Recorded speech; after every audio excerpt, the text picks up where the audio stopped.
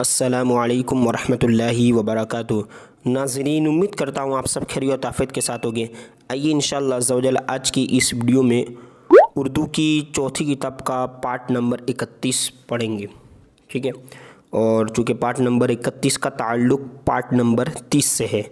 Part number 30 से सल्तनत गज़वी title name जो है, लेसन नेम, इस तरह से सबक शुरू हो चुका था पार्ट नंबर 30 में, और आधे से ज़ायद सबक हो चुका है। कुछ पैराग्राफ बाकी है, तो ये पार्ट नंबर 31 में इसे पूरा करने की कोशिश करते हैं। इससे पहले आपको एक बात मैं बताना ज़रूरी समझूंगा कि अभी ही इसी चैनल पर यानी कि इस्लामिक एंड टेक पर उर्दू कोर्स मुकम्मल हो चुका है। यानी 19 दिन का उर्दू कोर्स शुरू किया गया था, जिसकी वीडियोस यानी कि 19 पार्ट्स की वीडियोस चैनल पर रखी हुई है। तो आप प्ले लिस्ट में जाकर उसे देख सकते हैं। और ये 31वां पार्ट है, इससे पहले के जो 30 पार्ट है वो भी आप अगर देखना चाहते हो तो नीचे डिस्क्रिप्शन बॉक्स में आप जाकर देख सकते हैं। तो आइए आज का जो सबक है शुरू करते हैं। बिस्मिल्लाहिर्रहमानिर्रहीम। इस पैराग्राफ से, जयपाल के बाद उसका बेटा आंदपाल। देखिए, ये दूसरी किताब में जब तलाश किया गया, असल किताब ये प्रिंटेड है ना, और इसको स्कैन किया गया तो हो सकता है इसका जो मद था अलिफ पर वो मिट गया हो। अलिफ पर मद है असल में, तो ये अंदपाल नहीं बल्कि आंदपाल। ठीक है, बेटा आंदपाल पंजाब का हुक्मरां करार पाया। हुक्मरां यानी हुक्म चल, जिसका हुक्म मतलब चलता हो, हाकिम, हुक्म देने वाला। करार पाया यानी वो हाकिम था। ठीक है, आंदपाल बज़ाहिर यानी ज़ाहिरी तौर पर गज़नवी हुकूमत का वफ़ादार रहा और बाकायदा खिराज भी अदा करता रहा। खिराज यानी हिस्सा। ठीक है, लेकिन दर पर्दा है ना। देखिए, दर माने में ये फ़ारसी लफ्ज़ है, दर माने में, और पर्दा यानी पर्दे में, यानी पीछे, पीठ पीछे। ज़ाहिरी तौर पर तो वो खिराज बेचता था, लेकिन बातिनी यानी पीठ पीछे हज़रत सुल्तान गाज़ी का सख्त दुश्मन था।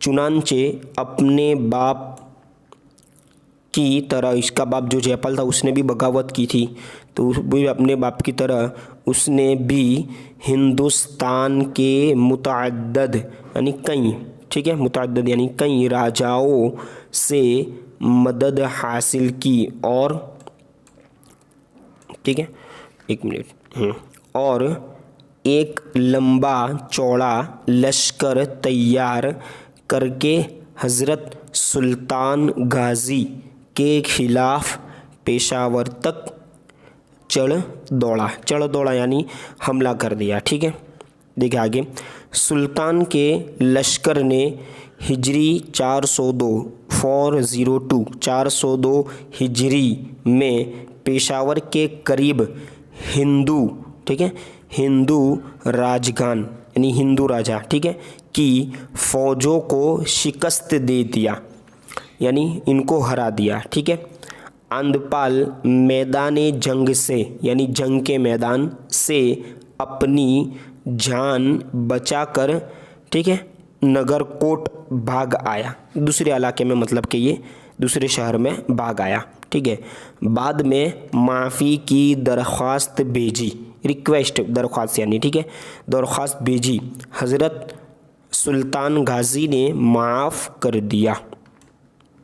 देखिए आगे, हिजरी 405 में थानेसर, कनूज और महाबिन के राजगान, ये राजाओं को ही राजगान कहा जाता है ना, ज़्यादा है, ठीक है, के मुताल्लिक यानी उनसे रिलेटेड, मुताल्लिक यानी, ठीक है, इनसे रिलेटेड कोई खबर, ये खबर मिली कि वो आपस में मुत्तफ़िक होकर, मुत्तफ़िक यानी एक राय, ठीक है, एक राय पर सब राज़ी हो चुके हैं, ये मुत्तफ़िक होना कहलाता है।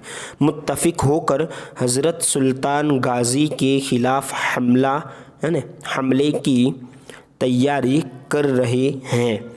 तो आप एक लश्कर लेकर थानेसर की तरफ चल पड़े। ठीक है, जब ये खबर मिली तो थानेसर की तरफ चल पड़े। थानेसर का राजा मुकाबले की हिम्मत न पाकर मैदान से भाग गया। फिर आप गजनी वापस आ गए, यानी अपने जो वतन, अपना जो शहर था वहाँ वापस आ गए।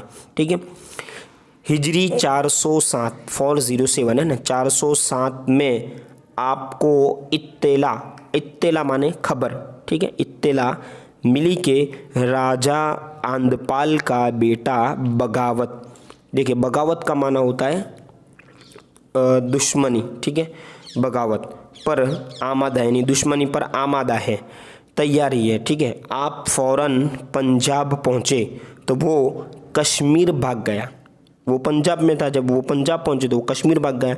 जब आप गजनी वापस हुए तो वो दोबारा पंजाब पर काबिज हो गया, यानी उसने पंजाब पर कब्ज़ा कर लिया और आपकी खिदमत में खिराज की रकम, हिस्से की रकम और माफ़ीनामा, ठीक है, माफ़ीनामा यानी लेटर में माफ़ी लिखी जाती है, वो माफ़ीनामा भेजकर इताअत का इकरार किया।